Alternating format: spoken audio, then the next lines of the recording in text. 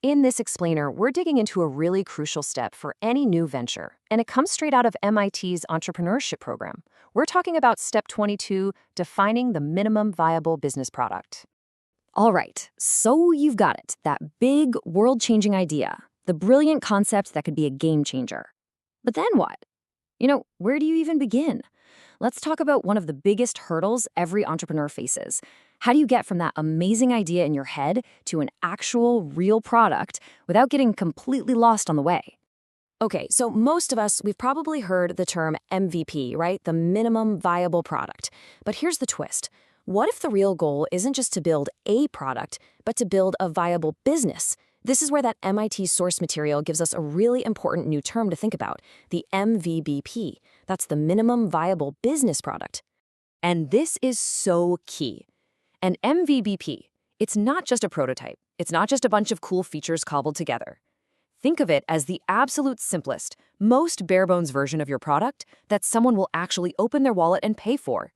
It's a whole little system, even if it's tiny, that's designed to do one thing: test if your big business idea can actually survive out there in the real world. So that begs the question, right? How do you actually know if what you've built is a true MVBP? Well, lucky for us, the framework lays out 3 super clear, non-negotiable rules. These are the conditions your product absolutely has to meet. Think of these 3 things as your ultimate checklist. Number 1, the customer has to get real, actual value from using it. It can't just be a gimmick. Number 2, they have to pay for it. Yep, money has to change hands. And number 3, and this is so important, the product has to kickstart a conversation, that crucial feedback loop where your customers start telling you how to make it even better. So, value, payment, and feedback. Those are the 3 pillars of a true MVBP. Okay, but wait a second. I can hear you thinking, what about all those business models where the user doesn't pay? Like social media or pretty much any big search engine. It's a great question. And yeah, the framework totally has an answer for that. It cleverly handles this by splitting the idea of a customer into 2 different types. And this difference is just brilliant. You've got your primary customer, that's the person using the product for free. They prove that people actually want it. They're giving you the value and the feedback. But then you have your secondary customer, the one who's actually paying, like an advertiser. They're the ones who prove the business model works by hitting all 3 conditions, especially payment. To really succeed, you've got to make both of them happy. All right, let's really get into the philosophy here, because this is where so many people trip up. The temptation is always there, right? Ooh, let's just add one more feature. One more bell, one more whistle. But the source material could not be clearer on this. At the beginning, simplicity is your superpower. I mean, this quote just nails it. Every single feature you add is another moving part, another variable. It's another thing that can break, another thing to distract you, and most importantly, another thing that your customer might not even care about. All that complexity, it's the enemy of moving fast, and it's definitely the enemy of learning what actually matters. So the goal is not to build this perfect, flawless, do-everything product right out of the gate. Forget perfect. The goal is to build something that's just sufficient, just good enough.